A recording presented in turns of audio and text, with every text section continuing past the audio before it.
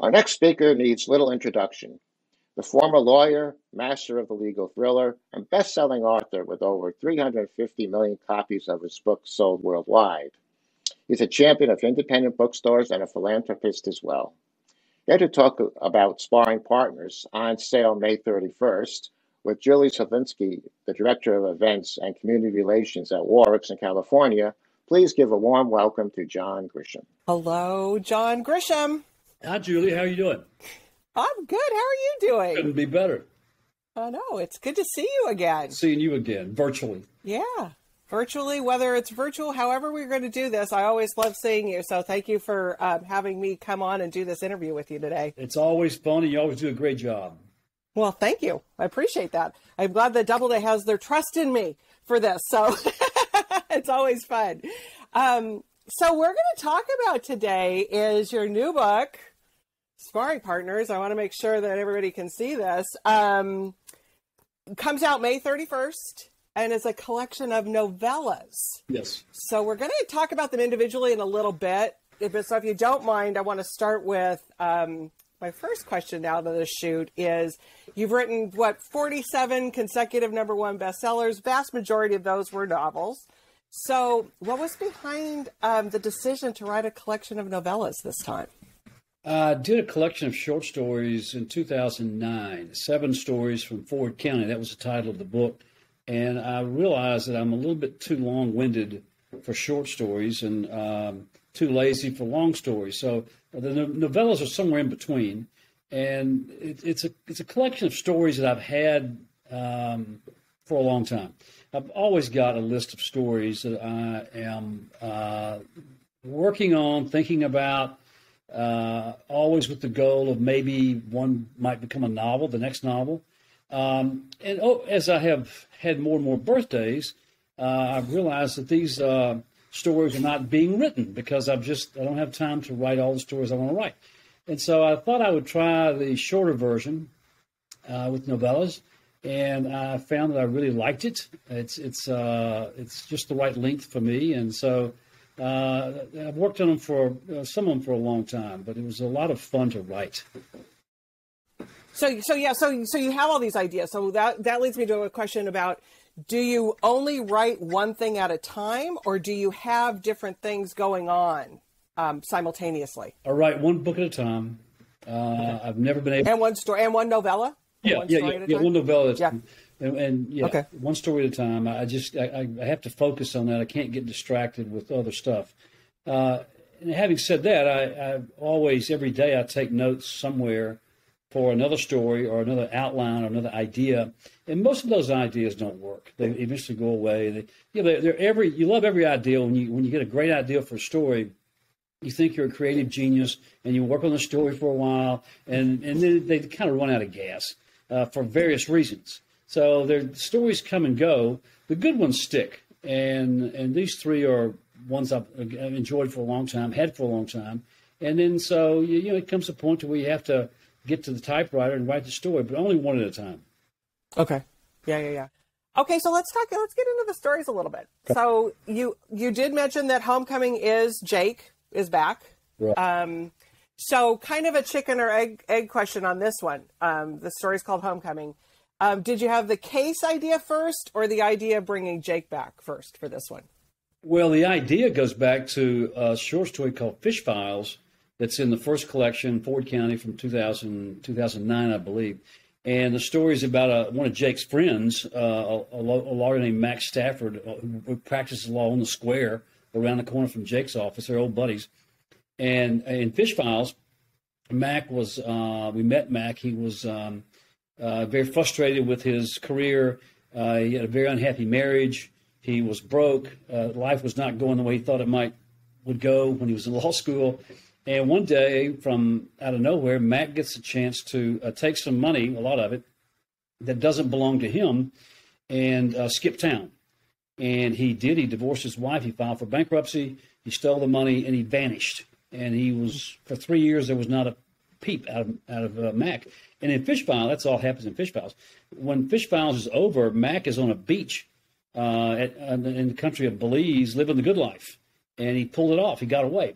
But I always knew that, I always felt like Mac should come back because, you can't run away. He had 2 teenage daughters. He had family back home. You can't live on the run. And after 3 years of living a pretty good life, Mac wants to come home. And so he contacts Jake, his old buddy, and says, I want you to help me get back into town. But first of all, I have to know if there are any outstanding warrants or people looking for me. Is it safe to come back? And so Jake enlisted the help of Harry Rex, his faithful sidekick, and they together, snooped around and realized that, the coast is clear. And so Mac returns to Clanton, and nothing goes the way he thought it might go. Right. Is it hard to go back to for you personally, when you're writing these, to go back to pre-technology and communication and such? Because some of the things that happen in the story could have, in today's world, there's things that could have happened easier. The story takes place around 1990 or 91, pre-internet, pre-cell phones, and all that kind of stuff. And I caught myself a couple of times thinking about a scene where Jake sent an email. And I thought, wait a minute, we didn't have emails in 1991. I did that my last story from Ford County, the Time for Mercy, that came out a couple of years ago. And I was continually thinking to myself, what did we have in 1990? We had car phones. Car phones are big, some portable phones, no cell phones, no computers in our pockets, no internet. So, it's a constant struggle because we're so reliant today upon our devices. And I practiced law for 10 years, and with none of that practiced well. Life was pretty good back then before the internet. Right. I recall. And we were able to get around, we were able to navigate streets and do stuff without it. And I don't know how we do that anymore. How we do it. And I recall back in 1985, I got my first fax machine. And that was a big deal because you could fax documents and letters and save a lot of time. And the fax machine was high tech. And so we've come a long way. Jake does have a fax machine in this story. But it's a constant, I have to keep telling myself, this is 1990, 1991. It's not today. But in 1990 and 91, it doesn't seem that long ago, but in the terms of technology, it's just it's another world. Another era. Yeah, completely. Which reminds me, so when you're writing from Jake's point of view, does it bring back memories of your days as a lawyer? Sure. I mean, Jake is very autobiographical. When I started writing A Time to Kill in 1985, it was a story as seen through the eyes of a young, idealistic lawyer in a small town in Mississippi, and who was dreaming of the big courtroom victory and all that. That all went into A Time to Kill. That was basically me. I was living that life. I was dreaming of being a big-time trial lawyer, and I wanted to be in the courtroom. And I was struggling. I was broke. I had a pretty wife who was having babies, and so life was good. But so Jake is very autobiographical, and anytime I go back there, it's always a delight to go back because that's where I'm from. I know. I mean, even though Clanton's a fictional town and a fictional county, I know those people, their customs and history and food, culture, music, religion, that's just second nature for me. That's where I'm from. Yeah. It's kind of a nostalgia, kind of it's a homecoming. Which was a lousy title, by the way. It's the worst title of the three. It's not the title I wanted. We always struggle with titles. And we kept thinking of, can we find something better for a title? And we never did. So we stuck with Homecoming. Well, it speaks to the story, though. So it's, it does wrap that up. Okay. So we're going to run out of time if we don't get going on some of the other stories. So let's talk about Strawberry Moon. Of the three, do you find that one was the most impactful to you as well, writing it? Yeah, there's a fun story behind Strawberry Moon. Probably 15 years ago, I got a note from Scott Turow, a buddy of mine. And he said, look, I know you don't get out much. He said, but I just did something that's the coolest thing I've ever done as a writer. Each year in Rome, they have the Rome Festival of Literature. And they invite writers from all over the world to come in for 1 or 2 weeks and to read an original short story, about 3,000 words. You have to submit it 6 months in advance. They translate it into Italian from whatever language it comes from. and you go on stage and you read your story in your native tongue, and on a big screen behind you, you've got it translated for the Italian audience. And it's 5,000 seats. They sell tickets. You're in the Roman ruins. When I did it, wow, my back was to the Colosseum. And it's at night, and it's just pure magic. And Scott told me, he said, do this, okay? Go do this, because it's absolutely the coolest thing you'll ever do as a writer. And I did it. And so the theme that year was the moon.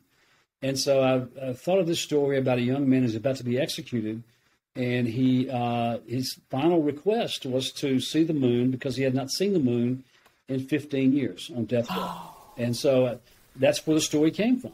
My wife was in the audience that night, and she said, the Europeans are fascinated by capital punishment, and every interview wants to go back and talk about capital punishment. And so the Italians are no exception, and the Italians tend to be more emotional. And so Renee said, my wife said, there were people sobbing around her, people who were, listening to the story and reading the story on the screen. So it got pretty emotional for the crowd for a moment or so. Then it passed. Right. So I knew the story, had a lot of drama to it, and that's where the story came from. Now, my Italian publisher loved the story so much they actually added it to I think the short story collection a few years later.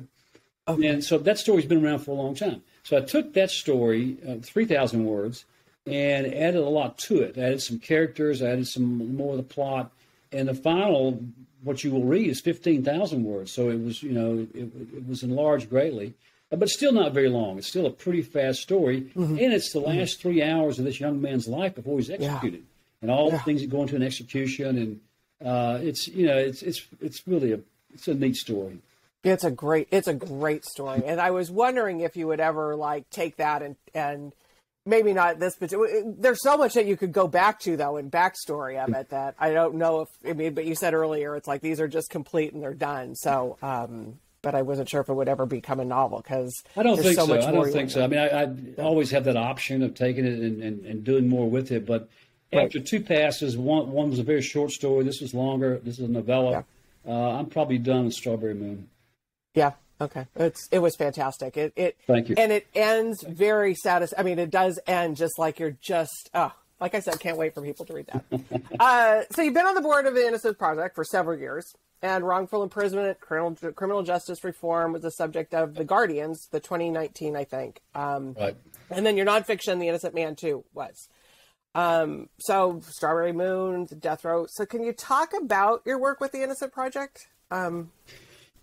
Yeah, it was inspired by the nonfiction book, The Innocent Man, that was published in 2006. So it's got some age on it now. But before I got into that world researching The Innocent Man, I'd never really been too concerned or knowledgeable about wrongful convictions. Even though I was a lawyer, I was really not aware of how many wrongful convictions there are and what a problem it is with our system. And so that was a very educational experience for me. The research was fascinating, and I went to death row in Oklahoma to talk to people and interview people, and it was a real. And in the course of writing that book, I came to realize that there are thousands of innocent people in prison, and I met some of them, and I still correspond with some of them. So it's an ongoing journey for me to try to help these people, and I do that by serving on the board of the Innocence Project, and also a group called Centurion Ministries out of Princeton, another great national innocence group, and that a lot of my time, spare time, and nonprofit work goes for those two causes. I've written about wrongful convictions several times. I'm not sure I can do it again. I'd like to, because every wrongful conviction is from a storytelling point of view. They are fantastic stories because of the amount of suffering and injustice and waste. And you just can't believe how people can be mistreated and abused by our criminal justice system. And it's very frustrating. It's ending. You want to do something to change it. So I'm still fighting those battles. Right. Well, because it seems to be it's always about winning and getting the conviction no matter what.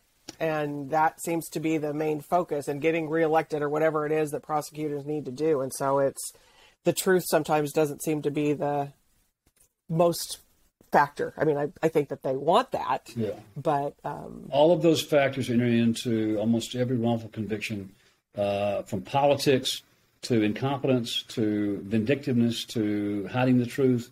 That's why these stories are so compelling. Yeah.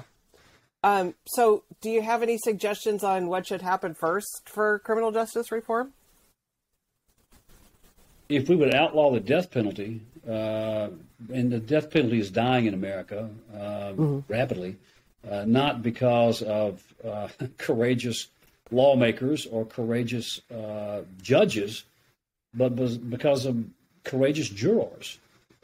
People, interesting. Yeah, people are now, who sit on capital murder juries, are now allowed to hear the rest of the story, and the rest of the story often includes some very tragic and sad circumstances that led the defendant to commit serious crimes or murder, and there's a lot more sympathy these days for defendants, not to let them off the hook, not to let crimes go unpunished.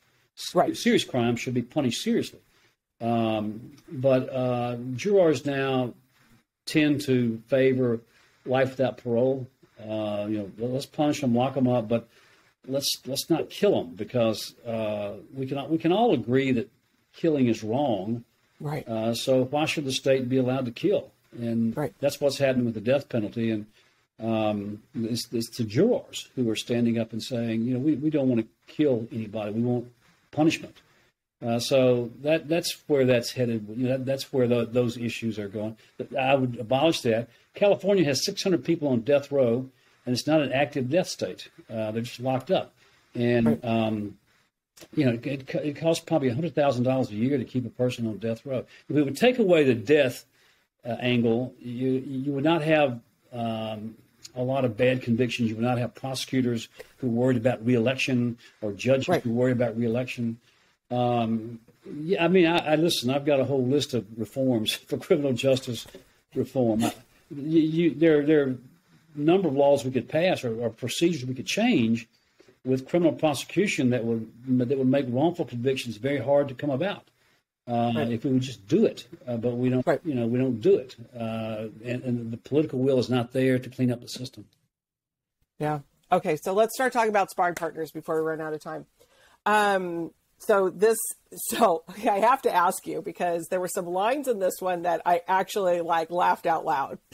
So I have to know if you make yourself laugh out loud when you write some of this, because when you were writing about Tilly and you wrote the line that said that the whole family I don't want to give anything away because it's too much fun when you read it, but when the whole family got depressed, I just burst out laughing on that, because it's just so do you have fun? Do you make yourself laugh when you write some of that stuff?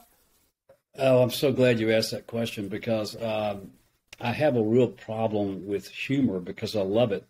And I'm often tempted in the middle of a very suspenseful legal thriller to throw in some one-liner or some quick scene that is almost make you slap your knees. Okay, it's so funny.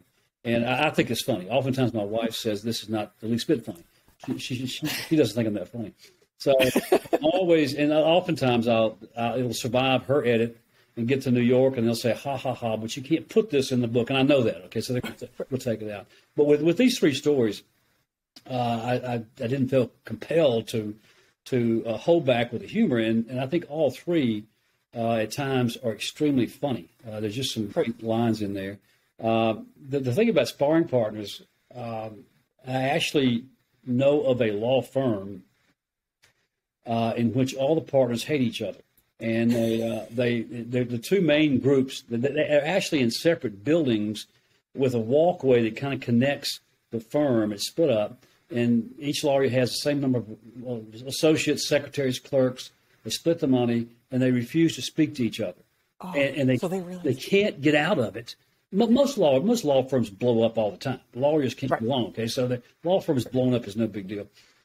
This firm, they're kind of bound by a real harsh partnership agreement that says if anybody walks away, he has to surrender all of his cases and clients. And so it's very punitive. You can't leave. So you have these guys who can't stand the sight of each other, and are forced to practice together. So I took that idea and I made the two partners brothers who can't stand each other.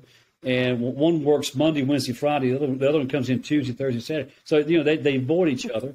And I thought that was just a really funny setup to have a prosperous, successful law firm where they make plenty of money, but they can't stand each other. So that was the basis of the law firm. Sparring Partners is an old boxing term. I didn't create that. It came from the sports world. Oh no, and it is, and their